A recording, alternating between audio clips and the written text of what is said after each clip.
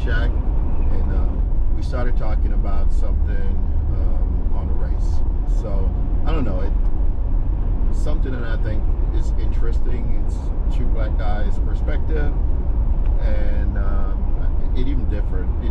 We've been having a conversation about 15 minutes so far, and it differs in our perspective, but nonetheless, I think we have a common theme.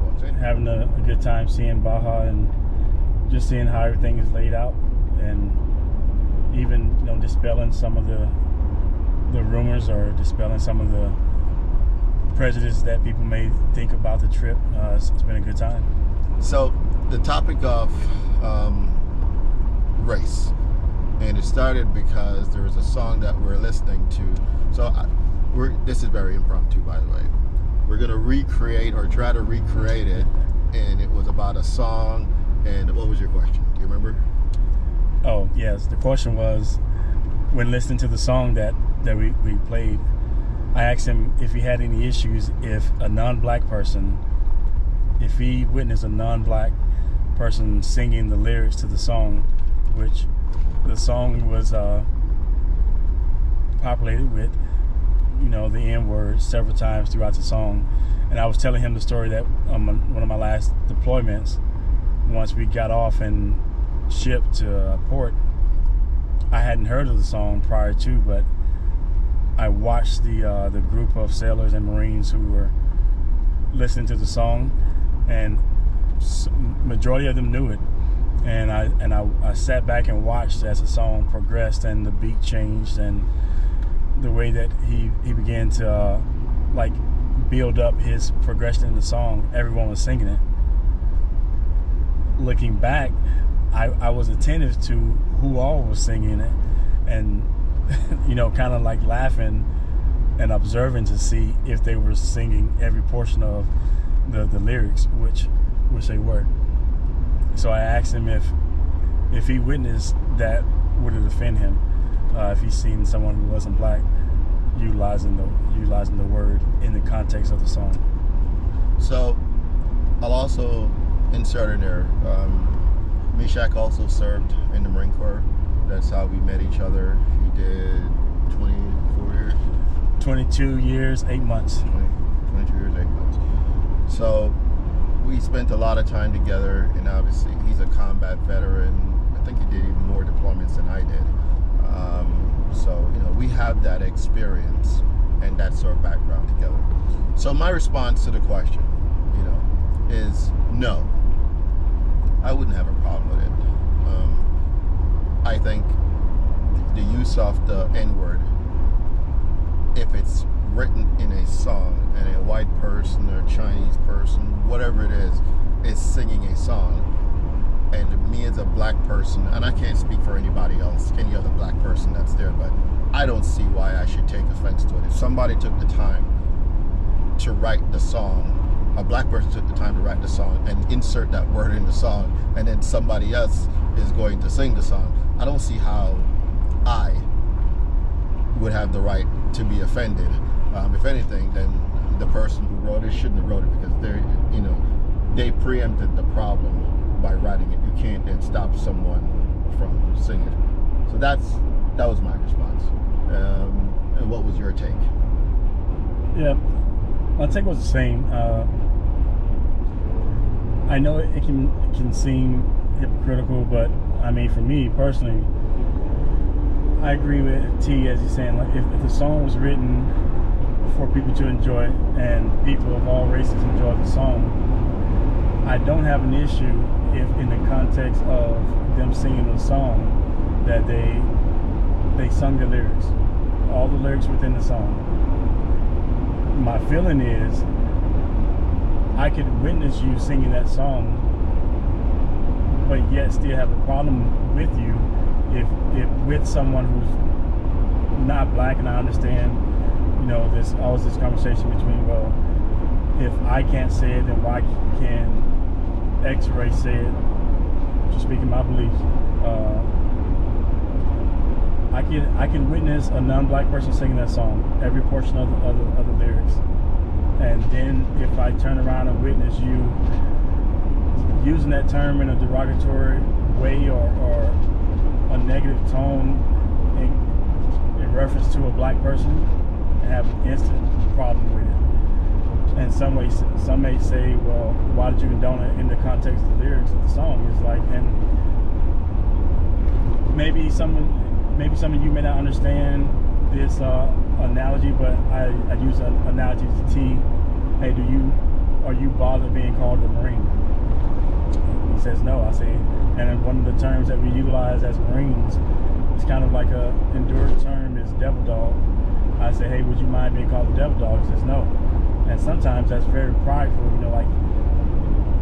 when we Marines hear, hey, devil dog, that's a good thing. Yet, I say, hey, would it bother you if someone's like, hey, come here, devil dog? It's just a tone that you already know that there's an issue with them addressing you in that manner. So, depending upon how it's said and the escalation of how you say it, you know if it's being said as like an endurement term, or is it being said not necessarily in a derogatory way, but they have an issue with you. That's why they're addressing you in that manner. And we both agree that the pitch and how you utilize it can affect how someone receives it. So, I told Meshach the story, and for many of you who watch your videos, I'm from Jamaica. If you don't know that, I am. I'm from Yad, all right? And the first time, and in Jamaica growing up, race was just not a factor. I could say it's because primarily the majority of people that were around were black, but there are also Chinese people that lived in Jamaica. There's white. I mean, there's everyone there. There was never a time growing up, and I left Jamaica when I was 19 years old. There was never a time when I felt that the color of my skin meant anything different that separated me from anyone else. Now, you have different class of people. You have the poor people in Jamaica, which I grew up in, and then you have a more wealthier class of people, like anywhere else. That may have been a factor or a line between what separates people, but race was never a separating factor. And the very first time I was introduced to race was actually in boot camp. And when I was in boot camp, I had a kid that was there, Recruit Barry, and we were at the rifle range, and Meshach here was a drill instructor. I could never do that. So he knows, what phase you're in when you're in the rifle range, and at that point you're getting ready to finish your time in boot camp. Boot camp for Marine Corps lasts 3 months, right? And so at that point, a kid, we were having issues, and I don't remember all the particulars around it, but he called me a porch monkey. And when he called me a porch monkey, I had no freaking idea what a porch monkey was or what it meant. Well, 2 black kids that were behind me, and yes, I'm using ethnicity or race. Yes, I'm using race to identify. 2 black kids that were behind me, big kids from the South, raised on eating cornbread. I'm telling you, they were big. They jumped up and they rushed that kid and they grabbed him up. Drill instructors came over, they separated everyone, and before they did that, they actually said, "You don't have a problem with him calling you a porch monkey?" I don't even know what a damn porch monkey is. It don't bother me. I mean, there's a lot worse things that you can call him. I'd never heard the term. So they grabbed him up. Drill instructor came, separated. They put that Recruit Barry. They put him back in first week, first phase, whatever they were called. Training day 1. And he had to restart the cycle. Now, at this point, we were getting ready to finish. They put him back at the beginning. That's because he chose to do that instead of getting kicked out of boot camp, because his whole family had been a Marine. He wanted to be a Marine.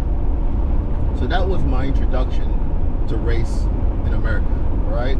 That was my introduction. And I mean, so for me, I'm not saying it means it's something different. Oh, and I've come to learn race. Now, I didn't come to America with race in mind, but once you're in America and you're black, unfortunately, you then come to see it more and more. But still, I knew how I was raised and the differences in the perception. So one of the things that I was saying to Meshach is, I think you got to try to remove that ammunition, remove that power from anyone. If they're white and they're using the N-word to describe you, I'm saying don't let it automatically conjure a particular reaction just from the word, because it's just a word. And the more we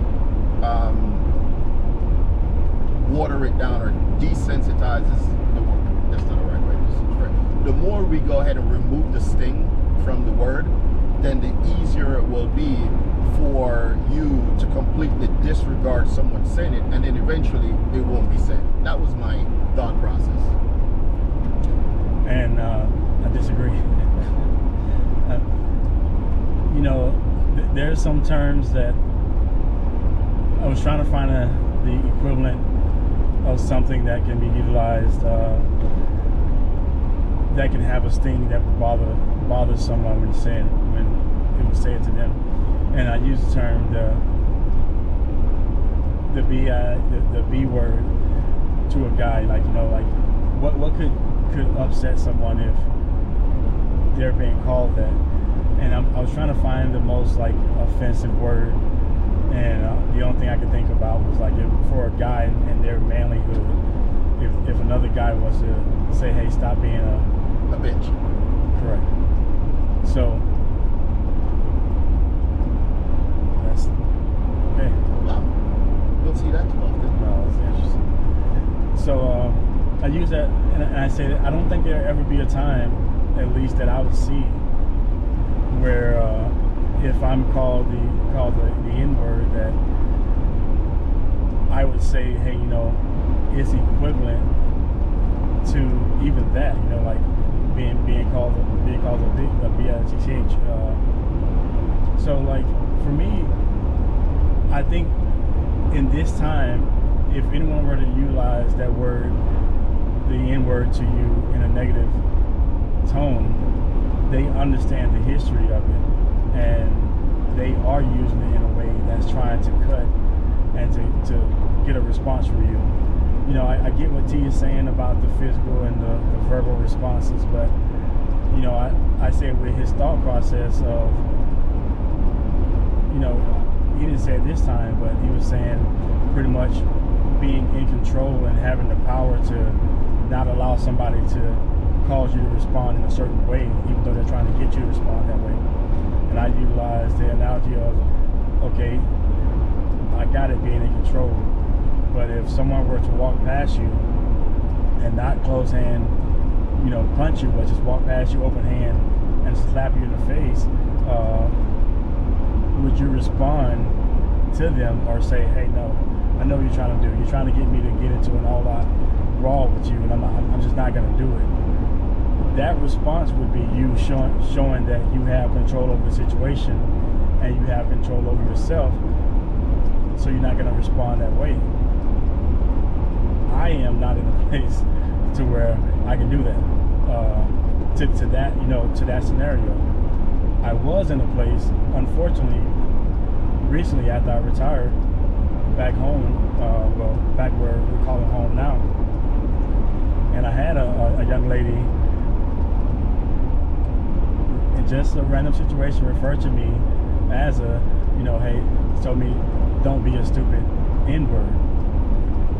And I had the control not to, you know, respond to her physically, you know, and if I'm just being honestly, predominantly because of the fact that, you know, I'm not a fan of like domestic, when I say violence, I mean in regards to a woman or a man hitting a woman. Like, it's just not something that I've ever done, I've ever been a fan of, I really have ever seen and not intervened with it. So it was only, I think, the sheer fact of her being a female that I didn't respond physically. I don't know that I would have had the control not to respond physically had it been a guy who did the same thing.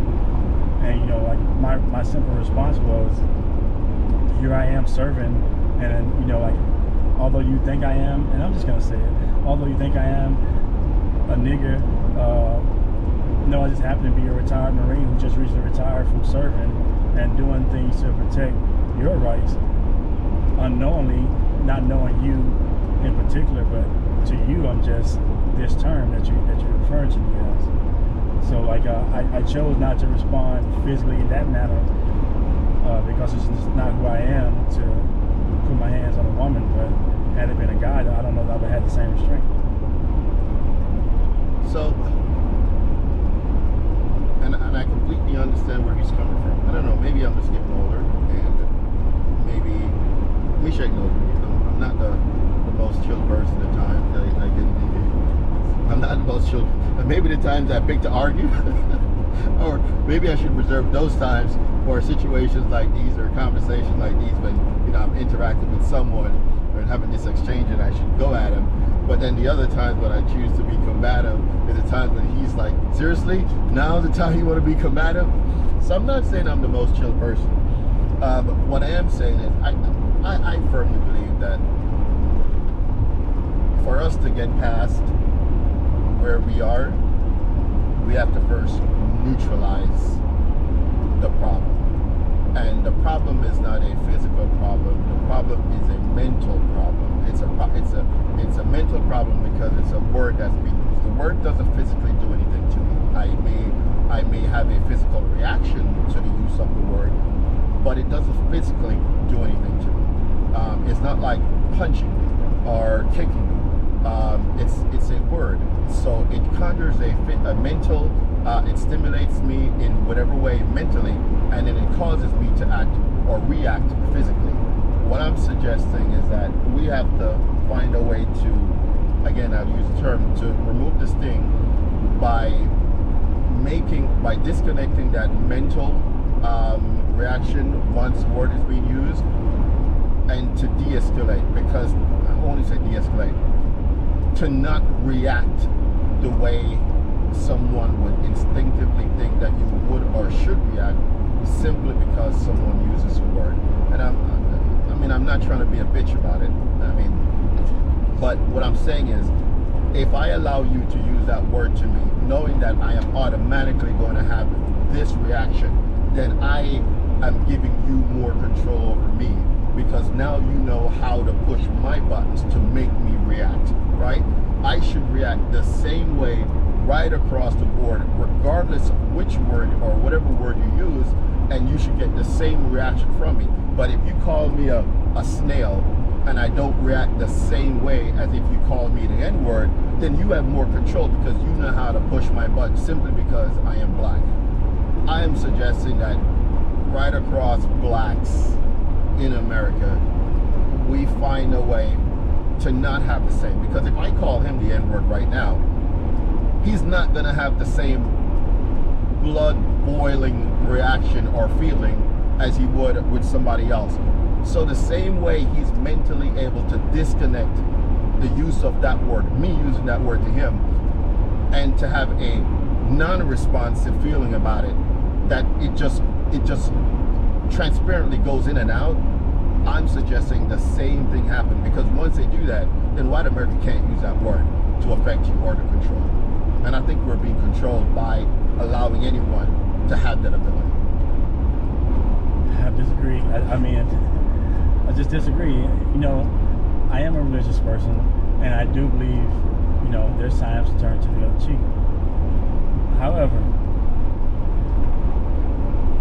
I don't want to take that approach. And it's true what he's saying, but as I'm listening to him talk, I'm just thinking it's excusing the right, not the right, but it is excusing the actions and the thoughts of people understanding how to be respectful and treat people with courtesy and respect. Because there are things,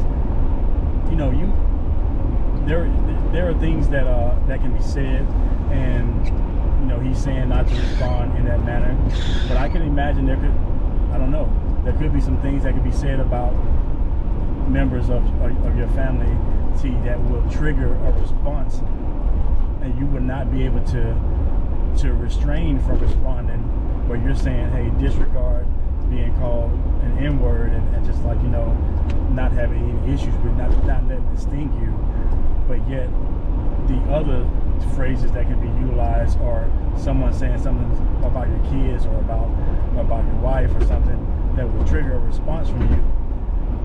I don't want to get to a place to where I'm saying I'm gonna allow you to disrespect me, even though I know that you know that you're doing it to trigger a response from me. I'm gonna show you that doesn't bother me, because I just feel like it's momentum.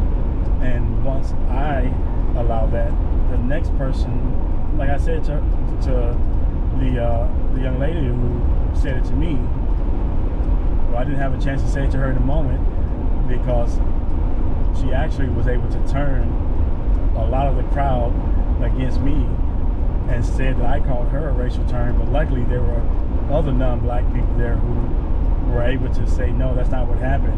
Like, we saw the whole thing. So they were able to stop the crowd from getting agitated and hostile towards me, because just by her saying that I did and she turned the table, everyone believed it. But luckily I had people in the parking lot who witnessed the whole thing and was able to stop the crowd from turning towards me. So I didn't have a chance to say this to her, but I said it to the police. Like, she's lucky that she called me that, because it could have been someone else. So for instance, like, let's say that my response to her gave her momentum and the ammo to say, if I get aggravated with a situation, that I can call the next black person that, and God forbid, I hope she never does again. But let's say that she did, and the next black person does not have that restraint, male or female, and physically hurt her. Like, I don't want to give someone the idea or the perspective that, yeah, it's fine to say that. So I'll say it again. I can't control every other person's thought process, but I can let them know. I can let the person who's offended me know that that's an issue. However I choose to do that. So, again, his way of seeing the big picture and my way of seeing the big picture. Two black guys here, and we have a different approach to how to deal with it. I agree with him in that each of us will respond differently to this situation, and my views are not representative of anyone else, nor am I going to change anybody else's view on how to see this an interaction such as this, or how to see race. I am not intending to do that. I'm just saying how I wish it would be, because I think it would remove a lot of this. So he had mentioned in the conversation prior to me deciding to turn on the camera, he has a friend who is not black. Where is he from? He's Filipino. Filipino. From New York. Filipino from New York. All right? So he's Filipino, he's from New York.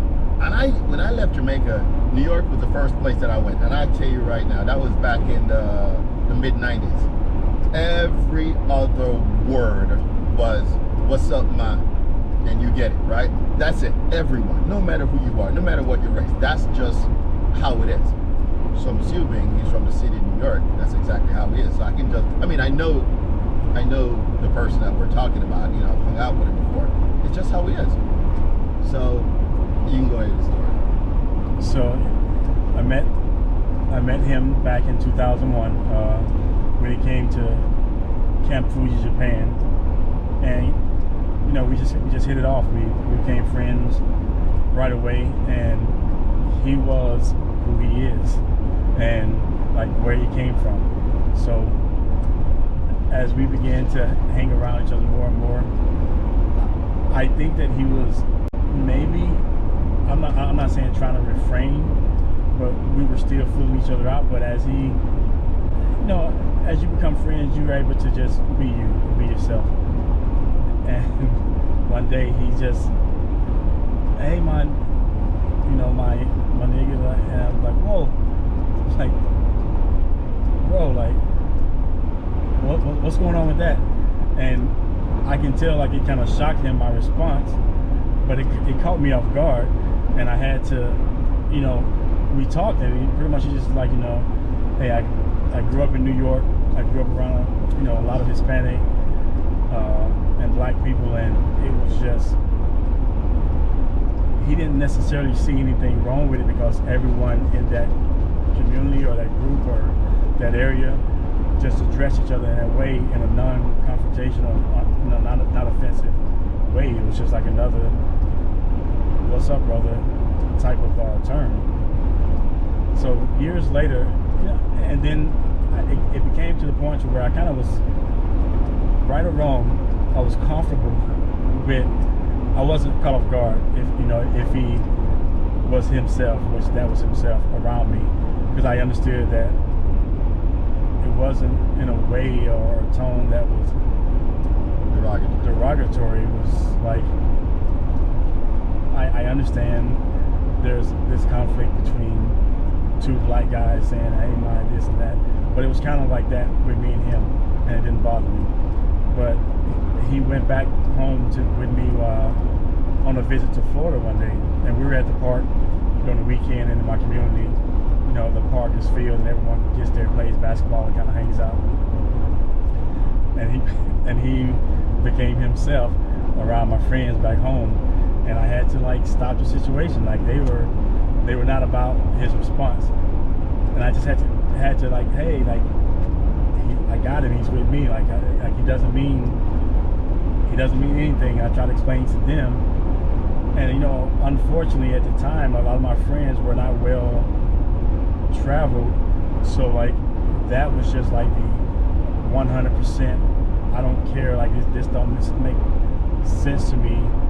I had to calm him down and de-escalate the situation, and I had to explain to him hey man, I'm okay with you being you because I know you, and because we developed that relationship and that brotherhood. But you got to be more conscious of where you at, and not being just slinging out things that, there's conversations and there are things that I would talk about with T that I wouldn't go into my, the workplace and in the office and have that conversation. It's like knowing your crowd and knowing when you can be a certain way amongst the people that you have become comfortable with. So my reaction to that story was two. One, I didn't feel it was right to mention to his friend, who's Filipino, that there's a time and a place to utilize those words. So if you know this guy, he's married to a black lady. His kids are black. Probably didn't have kids at the time. No, he didn't have kids. At the time. But he was very much so in the black community. I'm not saying that's the reason why for the statement I'm about to make, but in my thought process is he did not see color or race in anyone for any reason. Whether you're white, you're black, you're Asian, he saw a person, he saw people. And my thought when Mishak just said that to me, so I'm like, well, do you think that by saying to him that, hey, you got to be mindful of when you use it, do you think that by doing that you are now introducing to him mentally the idea of race? Now everyone knows what race is. That's not what I'm saying he doesn't know what it is. What I'm saying is when he's talking and his natural person, he is not mindful of race when he's talking, because guess what? He sees everyone the same. Everyone is equal. There's no difference. There's no reason for me to use a different word with you as I would with someone else, because we're all peers. So I'm going to address everyone equally. But now by pointing out that, hey, when you're around these people, predominantly maybe in a certain area, you now need to see race. And I felt like that was wrong, in my opinion. But, and that's why I brought it up to him, because now you're making him conscious of something that he wasn't conscious about before. I can see how he can get his ass in trouble and get beat, but yeah, that was my thought. And I hadn't thought about it like that, but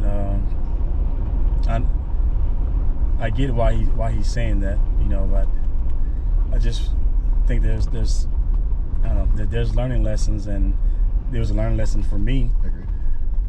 To just make sure that he understands, because it probably wasn't an issue in New York, which is why around his group of people, which is why he said it, and why he was so comfortable with doing that. But I had to let him know,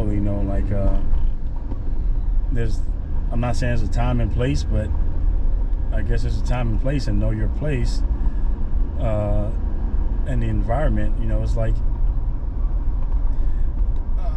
I don't know another analogy. I guess I could probably use right or wrong. For instance, the colors you wear. Like, I'm a Dallas Cowboy fan. Our colors are blue. If I was in certain places in LA, I probably wouldn't wear blue. As a matter of fact, if I'm just being honest, every time I go to LA, I make sure my colors are very neutral. And you could say, well, I'm introducing color, like the fit, like the color of clothing, and making me aware, or other people aware of gang violence. But I'm smart enough to know that if I go to LA, I don't want to have any questions, and it's not that important to me to wear what color I want to wear. So I'm just gonna wear something neutral just to be safe. But keep in mind, though, the point I made earlier was that we need to find a way to neutralize, to take the sting out of the word. The fact, though, is you were able to take the sting out of the words when he used it to you, because you knew that this is my buddy, this is how he is, and there is nothing meant by him. So even though he's not black, the sting was gone when he used the word. And that is still the end result that I'm trying to get to, is to still remove the sting regardless. I mean, yes, it's true, but I've never been in a situation with him to where he has used, I've never been in a situation to where, to me or to another, him, speaking to another black person, to where he's using the term in a negative way. Like, I don't know my response, how it would be if he was coming to me and like he had an issue with me, he was using it in a derogatory way. I don't know how that'll make me feel, because we've never had that situation, and I've never seen him speak about, having issues with another black person and saying this stupid, or man, I'll do this or whatever to this N-word. Like, I've never seen that, and never had to process that situation to know like how that would make me feel. And maybe, and I know it's, I don't know why we make it so complex. It really is a complicated situation, and I don't know why we make it so complicated, but I just feel like if someone is using that word in a derogatory way, they're using it in the context of what the history said that it was, and they're trying to refer to you in the lowest way that they can, and that's why they're using it in that tone. I don't know. Yeah, Meshach and I have. So these discussions with us is nothing new. I think we met back in 2006 or 2007. Yeah. And I think right off the bat, we've been having these conversations too. One of our first debates going back and forth was we were in school together, military school that is, and I completely forgot the reason behind why we each decided to do our paper, PowerPoint on a particular topic. So we decided to do it on race. But it wasn't just race. It was the Black Panther, doing his PowerPoint. It's kind of like a debate. He was doing his paper on the Black Panther, and I did mine for the Confederacy flag. All right, don't turn off. All right, just hear us out. Just hear us out. So that's what we did, and he did his pros, and I did my con. And you know, I guess the first question somebody would say is, how can you defend the Confederate flag? I wasn't defending the Confederate flag. As a matter of fact, it is wrong. I said it was wrong then, and I'm still saying it's wrong now. However, how I phrased it is that slavery is wrong, it was wrong, and it will forever be wrong. Let me preface that, and if you need to repeat that part of the video 1,000 times, I will continue to say that. But however, why do I think these people engaged in this act? To my understanding, based on how I understand, you know, what I studied in history, they thought that to lose this would be for them to lose their way of life. Hence, this for them was a matter of survival. It's either I have slaves to protect myself, my family, or I give it up. Now, an ethical person would say, then you can't do wrong in order to justify a right. You can't. But that was the decision they took. So I wasn't defending slavery or saying it was right. It was completely wrong. I can say that again. But why did they do it? They thought they needed to do it, and so they rallied around a flag. Now, I don't want to hear the BS about, you know, the Confederate. There's good people on the Confederate side. I don't want to hear that. That's not what I'm saying. Do you remember the gain attention? No, tell me. You know my memory. It was a story you told about the gain that you use as your gain of attention. You remember that? So what is a gain attention first? A gain attention is like the first. Anytime you're producing or presenting a class, you want to draw people's attention in, and you want to like make them interested in what you're about to say. So you typically utilize something that's very impactful in the beginning to pull the audience in, so they're more receptive to what you're going to speak about throughout the presentation. So I don't remember what it was, but please remind me. So his gain attention was, he stands up and he's like, hey, so imagine that there's a young boy who enjoyed being around his father and enjoyed being on his father's business. His father owned a glass business in the city and would oftentimes pick him up from school so that his son can be on site with his father. And then he goes on and he talks about, well, there was one day that his son, the young boy, goes with his father to a site.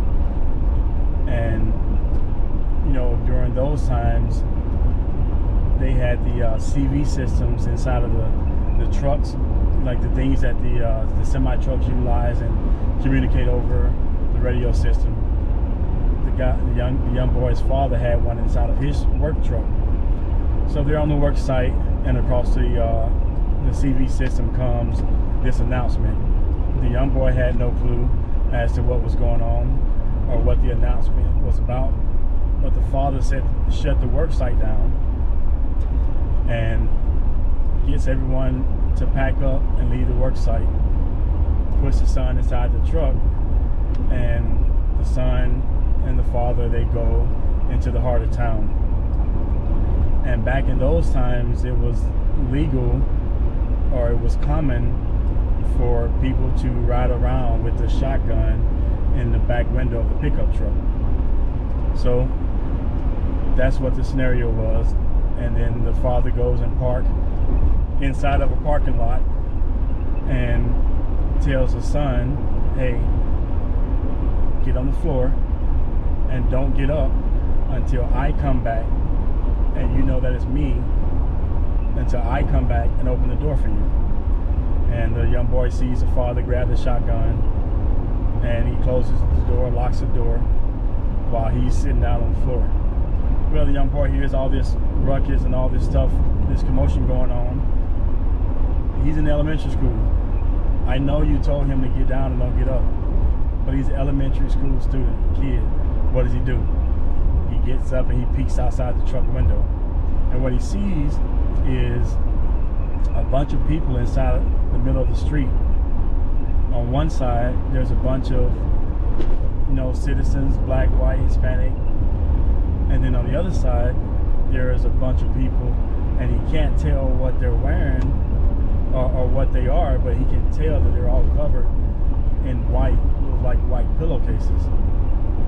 And then the young boy sees what he later learned to be the Confederate flag that the people with the white sheets are wearing. I mean, they're carrying the Confederate flag. So that image always stuck with that young boy of seeing a bunch. Sorry, the battery died, and I had to plug his Android cord into it. I didn't have a charger. All right, go ahead with the story. Yeah. So basically, the young boy will always, remember that flag to that group of people who were wearing the all white, which he later learned, that group of people were the KKK, and that flag was a Confederate flag. So for that young boy, anytime he sees that flag, it will always correlate to that image that he saw at that time. And then T goes on to say, well, that young boy is Staff Sergeant Barkley, who's sitting right here, because that was my story. And I'm from Quincy, Florida, originally, and that's where I was raised, born, until I joined the Marine Corps. And that wasn't the first time that the KKK had marched through our city. But what I did see on the other side was all races standing there, not allowing them to continue their march. So although I saw one side who has a very negative history and their purpose, I saw on the other side people who looked like them under the white sheets were also in the street, in opposition to allowing them to march through the town. So that was his gain attention, and then he started his PowerPoint. Hit a toll page just now. So I'm telling you, I have no memory of the gain attention. Now, in those classes, everything you do had to have a gain attention. So you had to have done one. And even me hearing him say the story, I still don't remember it. However, it makes sense as it preluded, it went into the class or the presentation that was about to come. He's getting old. He doesn't remember a lot, actually. I don't. I keep telling people I don't believe it. So, anyway, so I don't know. I'm super happy to have him here on this trip for many reasons, but these are the conversations that we've been having all the way down, and you can tell even between us, two black guys. Granted, I was born and raised in Jamaica, so I have a different feel on certain things, but I think our experiences are the experiences that I've come to learn in America is not any different. No one looks at you and says, okay, you're a black Jamaican, so this is how, I'm not going to use the N-word to you because it won't impact you. It's just a universal word that is used, and the expectation is gonna garner the same reaction regardless. But in the end, what is the point behind this for me? I guess the point is, I think as Americans, we need to find a way to fill that void where race is in the middle, to fill it with something else where race is not a predominant divider or thing that can separate us. Because when you're on the outside looking in, I'll say outside, meaning if you're a non-allied country and you're looking at Americans, you don't see, you can use race to continue to divide us if you're a China or a Russia or something like that. But for the most part, they still look at us as Americans. But within our own country, we need to, I think, find a way to not continue that divide, because it's not beneficial. When we're in combat, when we're in theater, there is not a single point where I look at the guy or gal that's in the fighting hole next to me, or sitting on that mount, and I say, well, that person over there is white, that person over there is Hispanic, that person over there is Asian, but that person over there is black. So I'm gonna cover his sector. When I do my fire plan, I'm gonna freaking put it in there. When I turn it into the head office, I'm gonna say, guess what? I'm gonna turn my sector of fire more over there because I got the 50 cal. So I'm gonna cover his flank more than I'm gonna cover that flank. It just doesn't work like that. We cover each other's sixes equally when you're in combat. The only time it doesn't happen like that is when you're in America. So you go abroad and you fight and you defend each other to the death. But then when you're back home, somehow there's a reason why you want to take each other's lives or use words to divide us. It doesn't make sense to me, and I think we somehow need to find a way to put that to an end. I don't think it's going to happen, not anytime soon, but I think with time, it will. With newer generations, 2 more generations, hopefully it'll be gone. What do you think? I agree.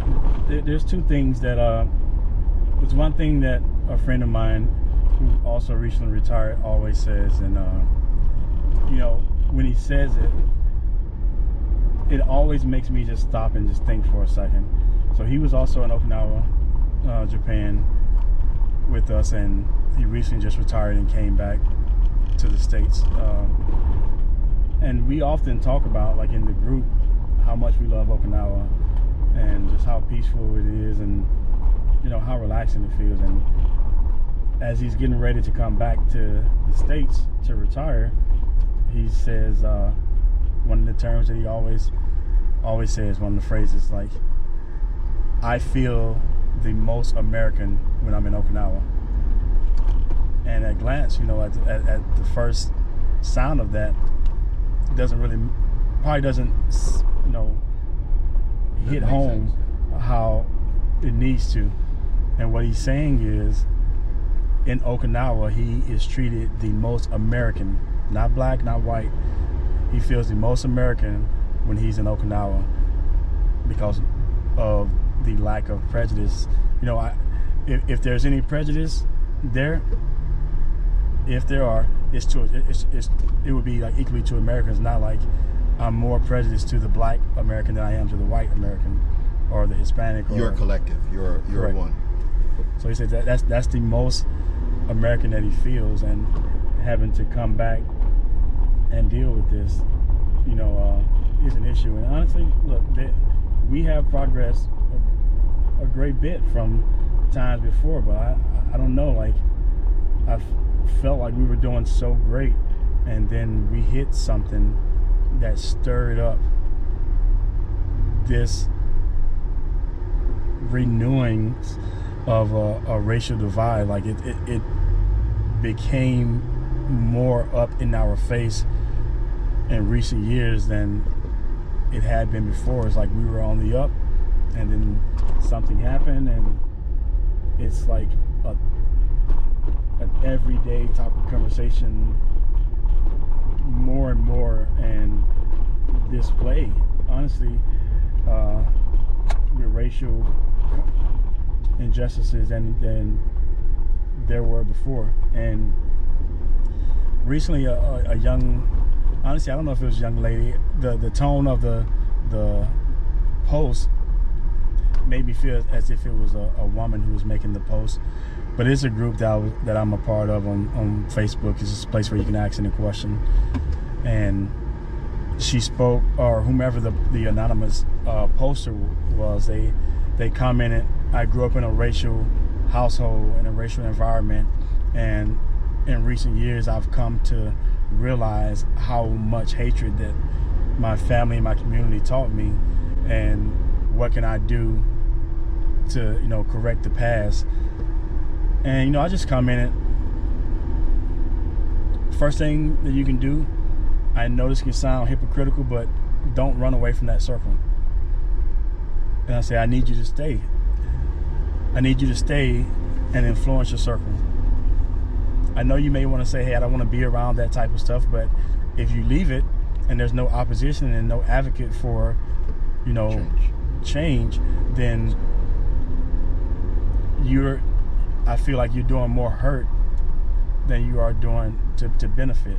So stay in the circle and be an advocate for equality. Don't run away from it. And, you know, I say, don't worry about the past. Don't worry your time in the past. The best thing you can do is from today forward, be an advocate and be a voice for it. It's like, you know, well, I support equality. Do you support equality silently, or are you a voice in opposition when you hear those types of conversations happening? Because I tell you personally, I have no place for racism, and if it's anyone in my circle that says certain things or use certain terms, I am the first person, black, white, Asian, Hispanic, doesn't matter. I'm the first person that's going to say something about it, because like I'm not cool with it. So don't be a silent supporter. Be a voice of opposition when you need to. And he said something there that's important. There may be this thought or this feeling that this is a one-way street. Like it's only black Americans saying that white America is racist. That's not what I'm saying, and that's not what I'm hearing from him. This is a two-way street. I think racism can go both ways. It can go from any race to anyone. So not to speak for him or put words in his mouth, but what he's saying is, regardless of your race, you shouldn't project it to anyone. It shouldn't be me being racist against whites. It shouldn't be whites against racist against blacks, Asians, whatever it is. If you're in that circle and it's happening, you should put an end to it, because at the end of the day, we're all Americans, man. We're all Americans. We're all in this for the same reason. When the aliens show up, they're gonna get all of us. So let's start fighting together. Right. Anyway, thanks. When I go back, I'll see just how long this video is, but I'm not gonna do too much of any editing to it. I think I'm just gonna put it up the way it is. And, it's just our frank conversations. One of them. Yes. Thanks for watching. Don't forget to like and subscribe and ring that bell so you can be notified next time I make a video. Hasta luego. Hasta luego. Don't forget to like and subscribe and comment down below.